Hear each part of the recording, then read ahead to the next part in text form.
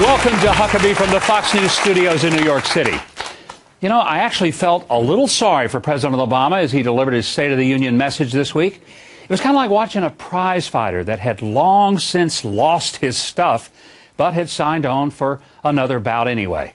As he shuffled to the center of the ring and took the obligatory applause from a Congress that he's never tried to work with, one couldn't help but wonder what it might have been had he taken his once electrifying charisma and freshness and actually tried to govern the country, instead of trying to change it into a miniature version of Europe. Most State of the Union addresses are marked with the president trying to rally the country with hope and optimism, and at least bring one big idea to challenge the American imagination.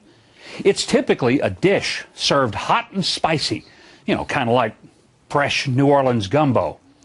Well, the president, in this case, dropped a bowl of overcooked grits on the table. Grits without shrimp, cheese, or even butter, salt, and pepper. Bland pablum. Soft food for people without teeth or taste, who just need some empty calories to maintain a pulse. The speech was so lacking in vision or ideas that Mark Thiessen, a former George W. Bush speechwriter, noted that President Obama had lifted several phrases directly from President Bush's 2007 State of the Union speech. That says it all. President Obama once mocked everything George Bush said. Now he's reduced to plagiarizing it just to fill the gaps in his ever-shrinking legacy. His one new idea was one with which he, well, it seemed he was so unfamiliar that he stumbled over it like an old man would stumble on a downhill cobblestone street. Oh, that was the one of his proposal for something called a Myra.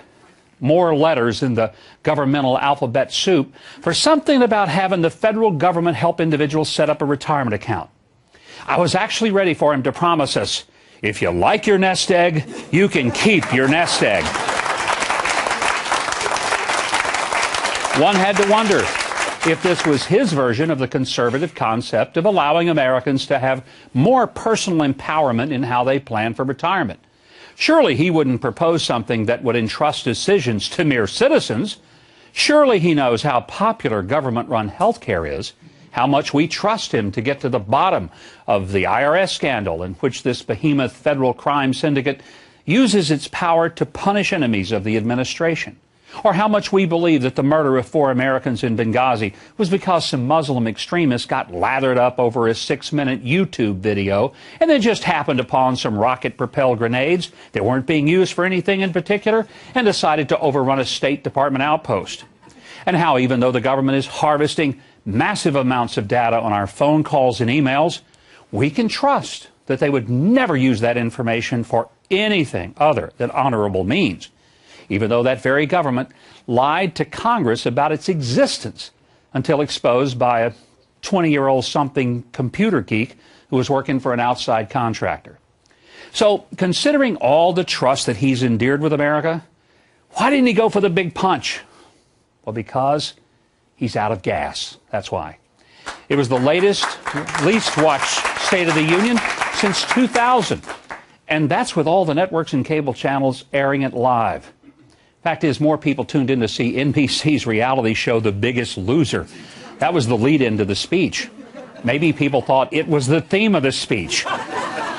Other than the wonderful moment in which he presented an honest-to-God American hero, a wounded warrior, Sergeant First Class Corey Rimsberg, sitting in the balcony, I couldn't help but think, now there's an hour and a half of my life I can never get back.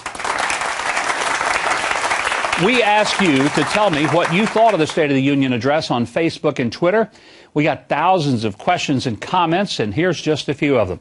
Wendell Connor wrote to us. He said, if he continues to go around Congress, how do we stop him?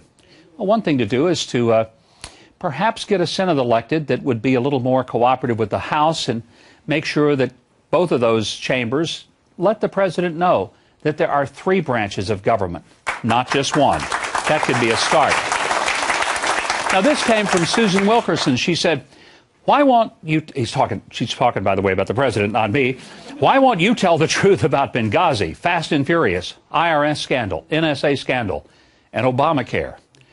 Good question, Susan. We're all asking, why don't we ever get the truth about those issues. And after all, the president said he would get to the bottom of it. He hadn't gotten to the top of it yet. Cheryl Palmer Boyer says, stop with the annoying clapping. Save it from when the president actually says something exciting and new.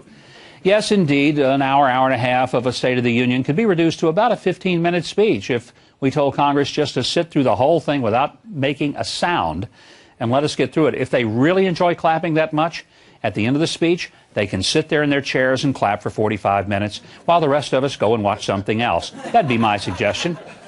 And then a question from Michael Duran. Why does he feel the need to use human props? Well, going back to President Reagan, the first president, at least that I know of, who ever pointed to someone in the gallery and made sort of a very important part of the speech being about them, every president since then, everyone, has brought someone to sit typically with the First Lady and point to them. I will say this for the president, and I do admire him for this. I'm glad that the person he did pick to sit up in the balcony with the First Lady was a true American hero. And I'm grateful that we all got a chance to pay tribute, and that the most sustained applause of the entire night was for that wounded warrior and true American hero. Finally, from Susie Dozier, Governor Huckabee, my question is, what would you have most wanted him to say in his State of the Union speech that he didn't say? I thought about that, Susie, and came up with this one. Maybe he could have said, I will resign as of noon tomorrow. Well, just kidding. Okay. There was another president that once said that. I was just thinking he could have borrowed that line, too, since he borrowed so many from George Bush. But that's not to be.